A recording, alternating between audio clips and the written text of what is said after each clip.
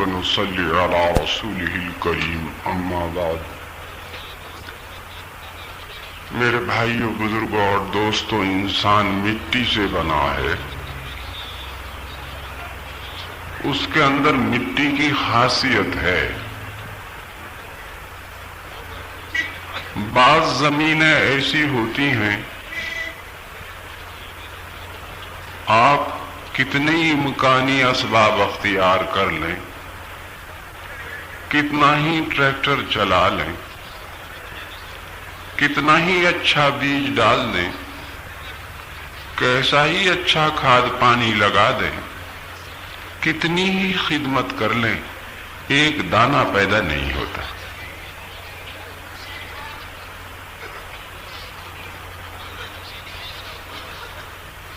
کچھ زمینیں ایسی ہوتی ہیں، ان سے جنگلات صاف کیے جائیں،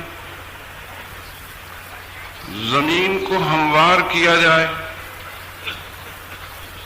ہل اور ٹریکٹر چلا کر نرم کیا جائے، وقت پر بیج ڈالا جائے، وقت پر کھاد پانی لگایا جائے، اس کی صحیح دیکھ بھال کی جائے تو اربوں انسانوں کا پیٹ پال دیتی ہے. کہ خوب غلہ اگلتی ہیں، زرخیز زمینیں ہوتی ہیں، سونا اگلنے والی. بعض زمینیں ایسی ہوتی ہیں کہ ان میں انگور پیدا ہو رہے ہیں، سیب پیدا ہو رہے ہیں، کیلے پیدا ہو رہے ہیں، سنترے پیدا ہو رہے ہیں، انناس پیدا ہو رہے ہیں، بے شمار قسم کے پھل پیدا ہوتے ہیں جو اناج سے زیادہ قیمتی ہوتے ہیں. بعض زمینیں ایسی ہوتی ہیں کہ ان سے کوئلہ نکل رہا ہے، لوہا نکل رہا ہے، تانبا نکل رہا ہے، چاندی نکل رہی ہے، سونا نکل رہا ہے، پلیٹینم نکل رہا ہے، پیٹرولیم نکل رہا ہے، ہیرے جواہرات نکل رہے ہیں. وہ پھلوں سے بھی زیادہ بیش قیمت ہیں. لیکن میرے بھائیوں، دوستوں، بزرگوں، یہ سب محنت پر موقوف ہیں.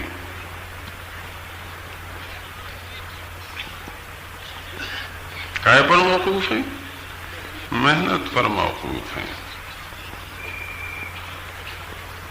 یوں فرمایا کرتے تھے حضرت الیاس صاحب قدس سرہ، ان 6 نمبروں میں سے مہا نمبر، اعظم نمبر 6 نمبر ہے.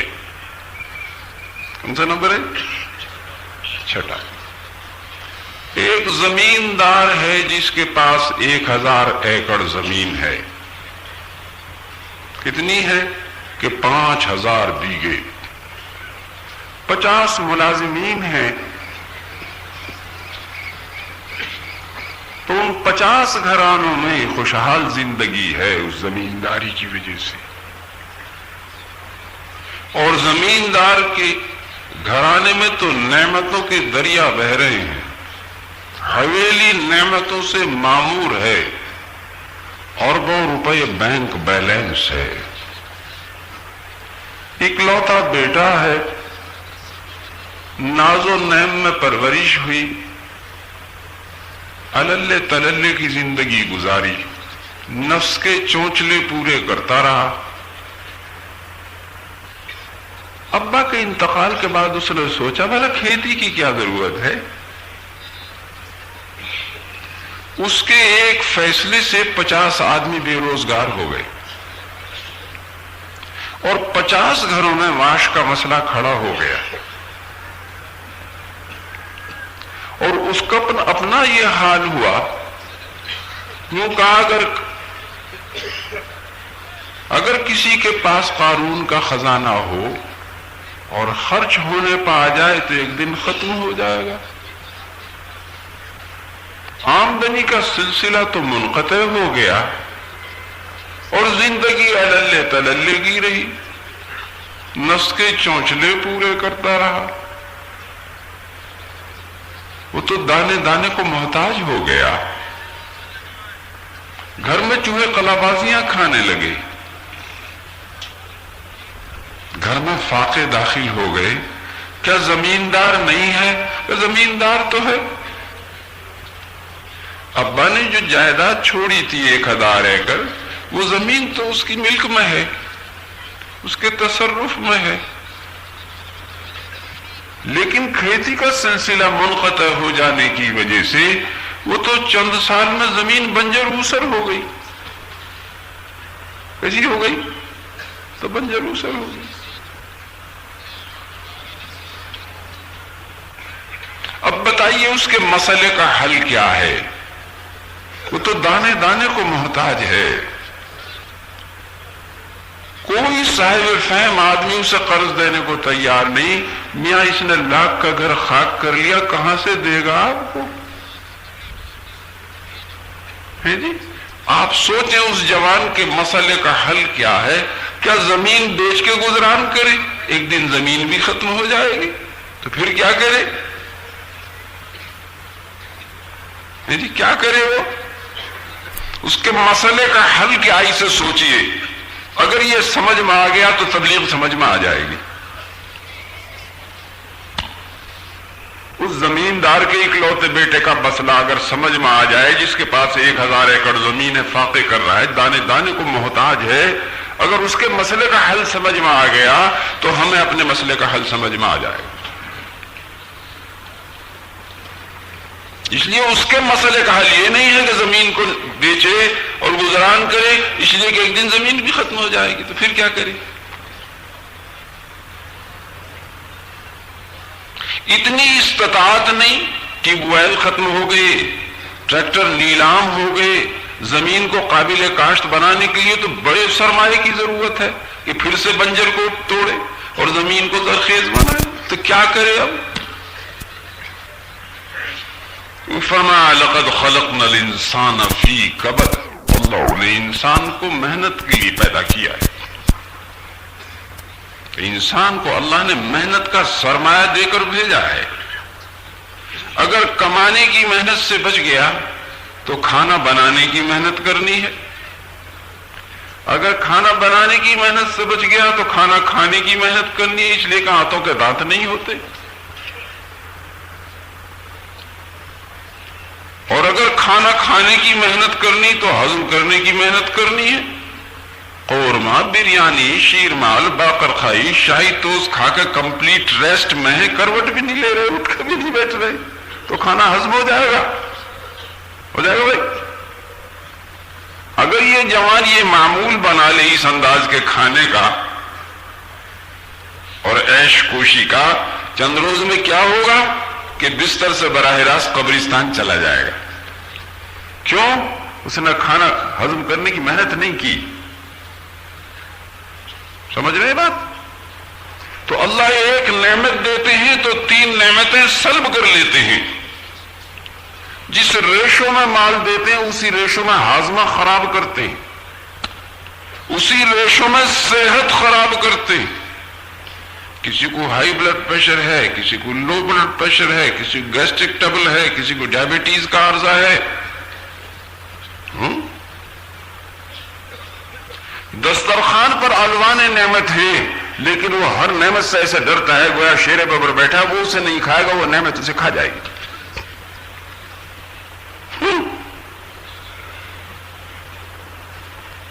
شکر کی بیماری لگ گئی ہے، ہر شکر کی چیز اس سے شیر معلوم ہوتی ہے، میں اسے نہیں کھاؤں گا، یہ مجھے کھا جائے گی۔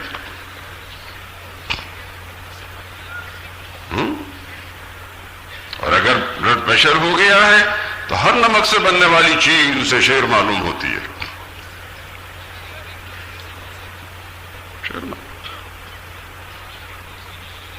نرم گرم بستر ہے، فولاد کے کواڑ لگا رکھے ہیں، کتے پال رکھے ہیں، چوکیدار رکھ رکھے ہیں، بغیر انجیکشن کے نیند نہیں آتی۔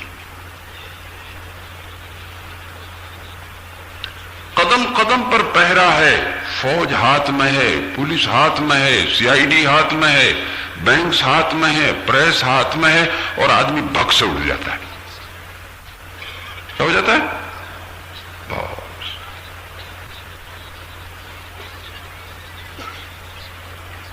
اور ایک نعمت سلب کرتے ہیں تو 3 نعمتیں دیتے ہیں اللہ جل شانہ. جس ریشو میں مال کم کرتے ہیں اسی ریشو میں صحت اچھی بنا دیتے ہیں. رکشہ والا 4 کو بٹھا کے رکشہ میں ایسے چل رہا ہے گویا موٹر لگی ہوئی بدن میں. پلے دار 100 کلو کی بوری ادھر سے ادھر ایسے سرکا رہا ہے کہ اس کے بدن میں کرین لگی ہوئی ہے. کیا کھاتا ہے؟ ان کے چٹنی روٹی کھاتا ہے. میں گھر کا سامان خریدنے گیا, ایک پلے دار ناف تک اونچی دیوار کے تختے پہ 100 کلو کی بوری لے کے چڑھ گیا. میں نے کہا کس چکی کا پیسا کھاتا ہے کہ جس کا آپ کھاتے ہیں؟ جی بھائی, چٹنی روٹی بھی دونوں وقت میسر نہیں ہے, لیکن موٹر لگی ہوئی ہے, کرین لگی ہوئی ہے, ایسے چلتا ہے. ایک تقریب میں ایک جوان ہل چلاتا تھا, زردے کا پورا قاب کھینچ کے اس نے اپنے سامنے کر لیا, بجائے اس کے کہ پلیٹ میں لے کے پورا قاب وہ کھا گیا. کیوں؟ ہل چلاتا ہے. اور کوئی دن خالی نہیں جاتا اپنے مقام پر. دوپہر میں کسی درخت کے سائے میں کوئی رکشہ والا گدی پر پیٹ ٹیکے ہوئے, جگہ بھی برابر نہیں ہے, سو رہا. جی ایسی گہری نیند سوتا ہے تو مائک کی اذان بھی اس کی آنکھ نہیں کھولتی, صبح میں جھنجھوڑ کے اٹھانا پڑتا ہے. ایسی گہری نیند سوتا, چلا جاتا ہے نیند میں بہت دور تک. اور رات کو 2 بجے بلائیے, محمود میاں رکشہ کی ضرورت ہے, اسٹیشن جانا ہے, بغیر باڈی گارڈ کے آ جائے گا. تو ان میں کون خوش نصیب ہے جی؟ مال والا ہے فقیر؟ ہاں, اس لیے میرے اللہ نے فرمایا ان الانسان لربہ لکنود, انسان بڑا ناشکرا ہے. کیوں؟ تندرستی 1000 نعمت ہے. کیا ہے؟ جب پیسے نہیں تھے تو میری طرف پیدل پھرا کرتے تھے, صحت ٹھیک رہتی تھی. سب سے اچھی ورزش ہے پیدل چلنا. اگر صبح کو 1 گھنٹہ چہل قدمی کر لے, پرانے سے پرانا ڈائبٹیز کا عارضہ ختم ہو جاتا ہے, پرانے سے پرانا السر ختم ہو جاتا ہے. کیا ہو جاتا ہے؟ صبح کا ٹہلنا 1000 امراض کا ایک علاج.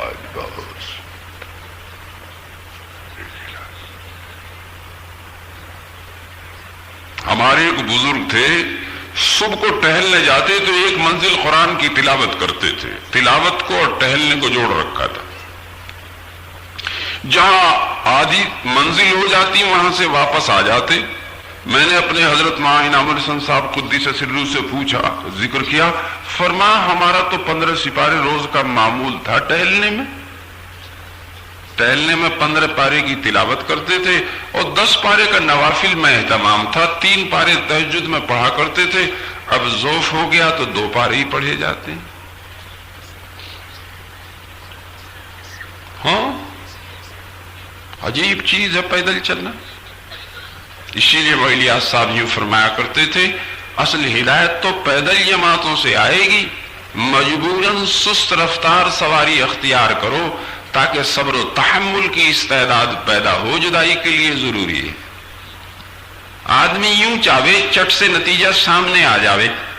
اس لیے حضور صلی اللہ علیہ وسلم کو خطاب کر کے فرمایا فاصبر کما صبر اولو العزم من الرسل ولا تستعجل لهم, آپ ایسے صبر کیجئے جیسے آپ سے پہلے اولو العزم نبی کرتے رہے. آپ جلدی مت کیجئے. ہدایت تو چیونٹی کی رفتار سے آتی, باطل نہیں کہ آندھی کی طرح چلا گیا. سیلاب کا پانی پتھر سے چند گھنٹے گزرے تو کیا اثر ہوگا, لیکن سال بھر پتھر پر قطرہ گرے تو کیا ہوگا, گڑھا ہو جائے گا. اس لیے حدیث پاک میں عمل رائی کے دانے کے برابر ہو, مداومت سے کیا جائے تو مؤثر ہوتا ہے. کیسے ہوتا ہے جی؟ اثر انداز ہوتا ہے. ذرا پیسے آئے تو سائیکل خرید لی, ادھر ناشتہ, ادھر سائیکل, ادھر کھانا, ادھر سائیکل. کسی ویل سے, کسی حکیم سے, کسی ڈاکٹر سے پوچھ لیں کہ میں کھانا کھا کے ناشتہ کر کے ورزش کر لیا کروں؟ نہیں، پہلے ورزش کرو پھر ناشتہ کرو۔ کیوں؟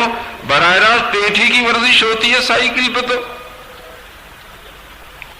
اور زیادہ پیسے آ گئے تو اسکوٹر خرید لیا، چارپائی سے اترے اسکوٹر پہ، اسکوٹر سے اترے کرسی پہ، محنت ختم ہو گئی۔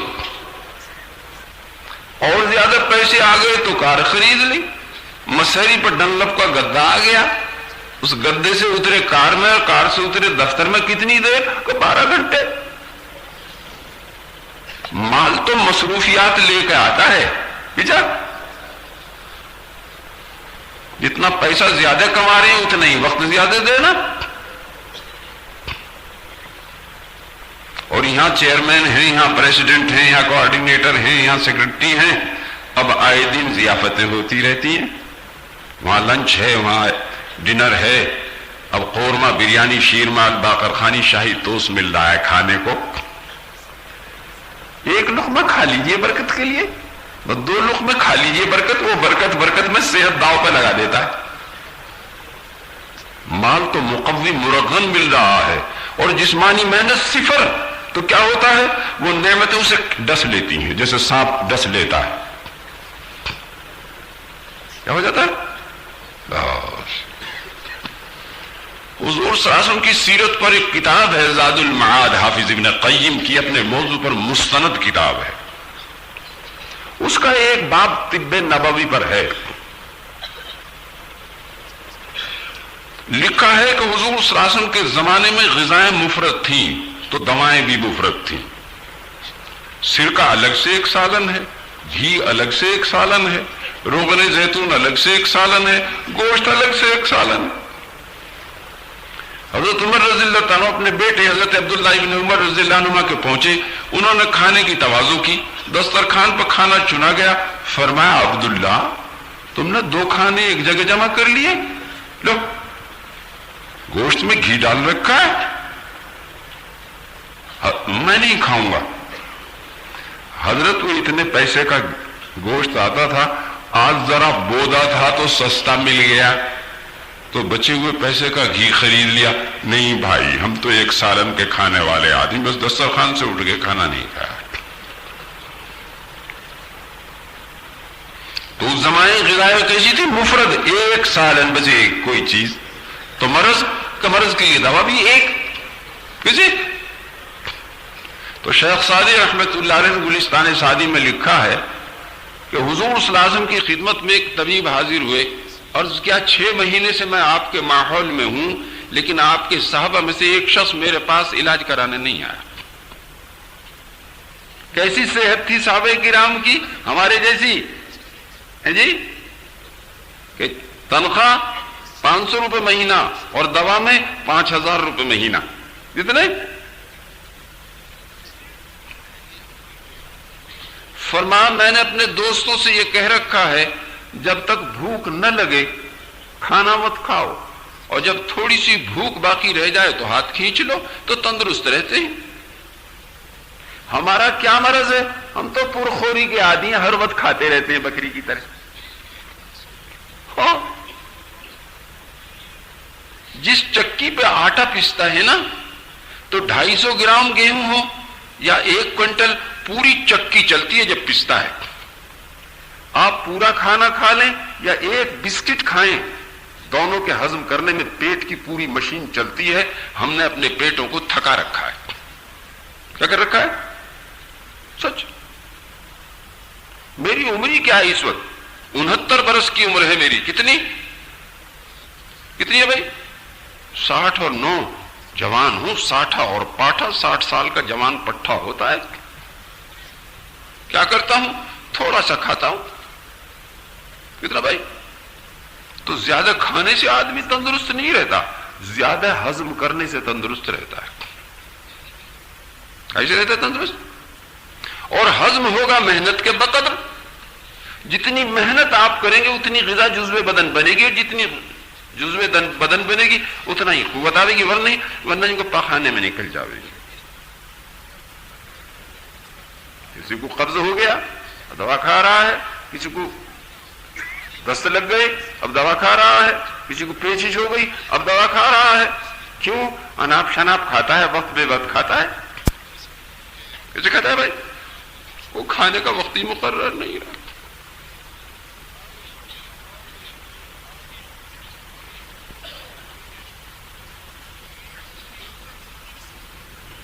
اور صحابہ کرام وہ سوکھے پتے پانی میں بھگو کے کھاتے تھے اور جہاد میں کامیاب ہو جاتے تھے. وہ پیٹ میں پتھر باندھ کے لڑکے تھے، اگر غلاموں کے ایک بندھا ہوا تو ان کے اور ہمارے آقا علیہ الصلوۃ والسلام کو 2 پتھر بندھے ہوئے. اور میں نے تو مکہ معظمہ میں اپنی آنکھ سے بکریوں کو دیکھا جو پتھر کھا رہی تھی. کیا کھا رہی تھی؟ اور آپ جب جائیں گے تو تصدیق کریں گے کہ مکہ معظمہ کی بکریاں پتھر کھا کے دودھ دیتی ہیں.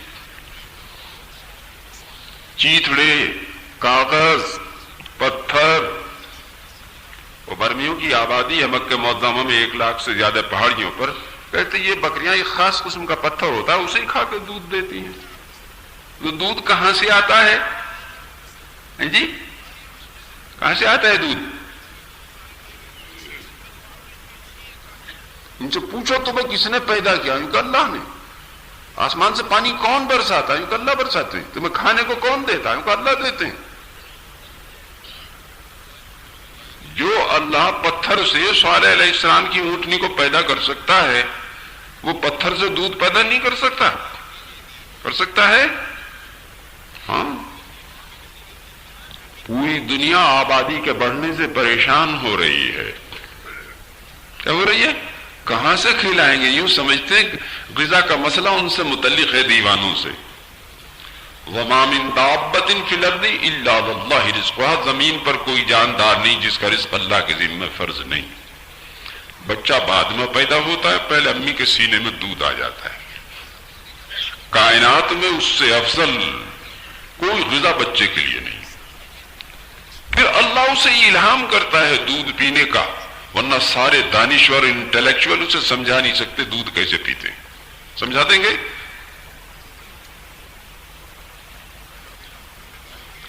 اور نہ اس سے اچھی غذا ہے نہ اس سے اقرب غذا.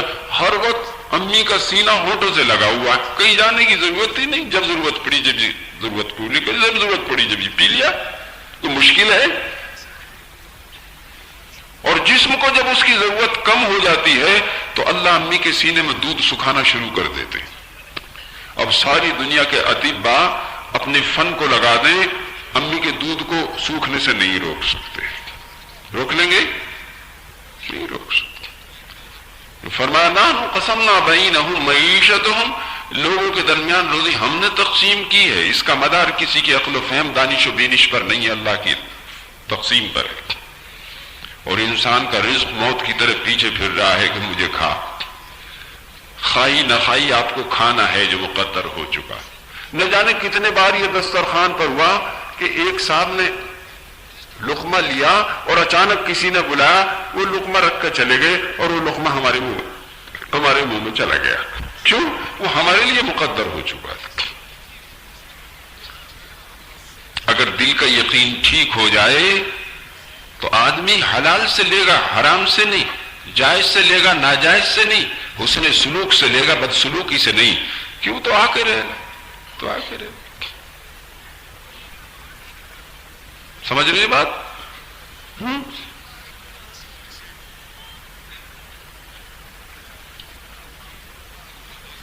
تو میرے بھائیوں، دوستوں، بزرگوں،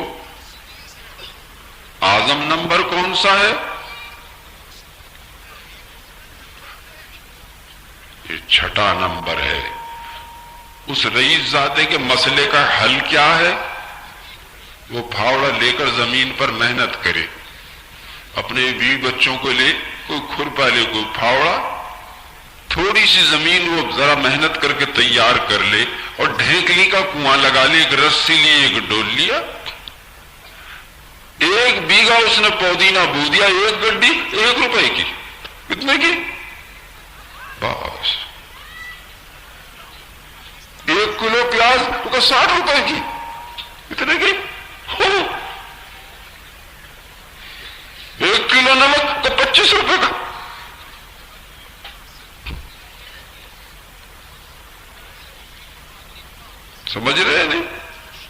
زمین پر محنت کرے، اگر 50 روپے روز کا پودینہ ہی بیچ دے تو ایک مہینے میں 1500 روپے آمدنی۔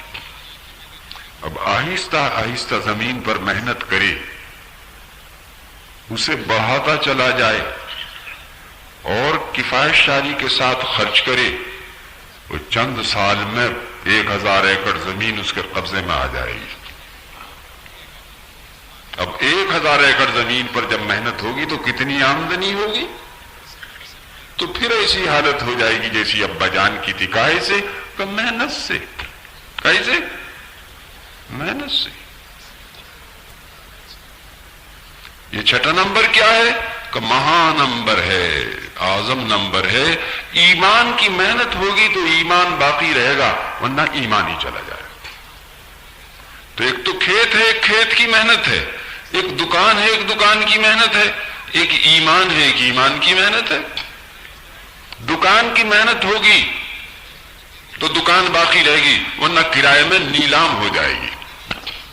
ہو جائے گا بھائی؟ زمین پر زمین کی لائن کی محنت ہوگی تو زمین باقی رہے گی، ورنہ آپ پاشی مال گزاری میں چلی جائے، حکومت کے مطالبے میں نیلام ہو جائے گا۔ ایمان کی محنت ہوگی تو ایمان باقی رہے گا، ورنہ ایمان ہی چلا جائے گا۔ اس لیے یوں فرمایا حضرت عمر رضی اللہ تعالیٰ عنہ نے، ہم نے ایمان پہلے سیکھا، قرآن بعد میں سیکھا۔ اسے یوں سمجھو، ایک مثال سے ایک کار ہے 50 لاکھ روپے کی، اور ڈرائیور ہے انٹرنیشنل لیول کا، کہ اس جیسا دنیا میں کوئی ڈرائیور نہیں، لیکن گاڑی میں پیٹرول نہیں تو چلے گی؟ چلے گی بھائی؟ اب پیٹرول بھی ڈال لیا، یہاں سے کلکتے جانا ہے تو کلکتے جانے کے لیے تو روڈ کا چارٹ چاہیے، سڑک کہاں سے کہاں کو جاتی ہے۔ یہ کام ہے قرآن پاک کا۔ اسلام کی گاڑی تو ایمان کے پیٹرول سے چلے گی۔ اسلام کی گاڑی کہاں سے چلے گی؟ ایمان کے پیٹرول سے چلے گی۔ جب چلے گی تو قرآن کے حوالے سے چلے گی، ادھر کو جاؤ، ادھر کو مت جاؤ، یہ کرو، یہ مت کرو، یہ کھاؤ، یہ مت کھاؤ۔ اب کرے گا قرآن اپنا کام۔ اب گاڑی میں پیٹرول تو ہے نہیں، اور اس بڑھیا گاڑی میں بیٹھے ہیں، کیا کر رہے ہیں؟ کہیں جائیں گے وہاں سے اٹھ کے؟ سارے ہندوستان کی سڑکوں کا چارٹ زبانی بھی یاد ہو جاوے، ایک قدم نہیں سرک سکتے جب تک پیچھے سے کوئی دھکیلے نہیں۔ بس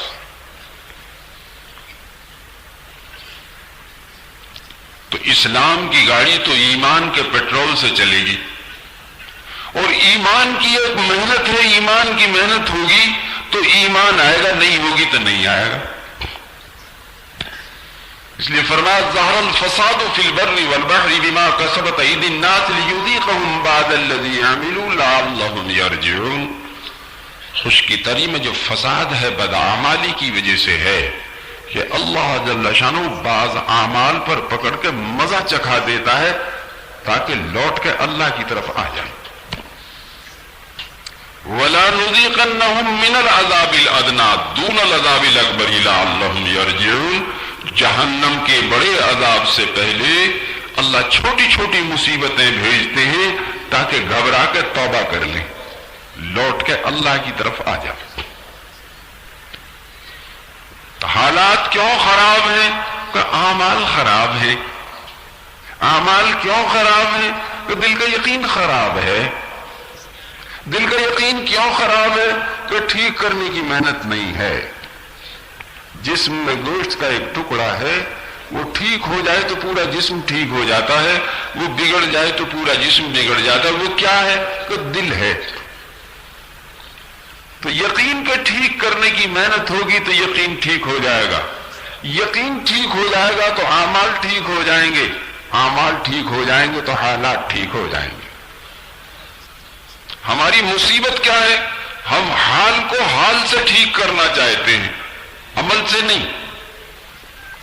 ایک ارب پتی گھرانے کا جوان ہے، آج کل یونیورسٹیز میں جو جوان پڑھتے ہیں ذرا لاؤبالی ہوتے ہیں، جو ہوتے ہیں کہ گھر سے جو جیب خرچ ملتا ہے وہ انہیں ہمیشہ ناکافی رہتا ہے، تو دینداری نہ ہو تو دور کی سوجتی ہے. تو 1 کروڑ ارب پتی گھرانے کے ایک جوان نے ایک کار چرا لی اور پکڑ لیا گیا. کیا ہوا بھائی؟ کار چراتے ہوئے پکڑ لیا. کہاں گیا؟ کوئی جیل خانے پہنچ گیا. گھر تو نعمتوں سے معمور ہے، اربوں روپے بینک بیلنس ہے، اس گھر کے حالات خراب ہو گئے. ایک آدمی کا ایک عمل بگڑنے سے پورے گھر کے حالات خراب ہو گئے. کسی شریف گھرانے میں کوئی شخص اسے اپنی بیٹی دینے کو تیار نہیں ہوگا. میاں مالی تو دیکھ لیا، چوٹے سے شادی کر رہے ہو، کیا کہیں گے بھائی؟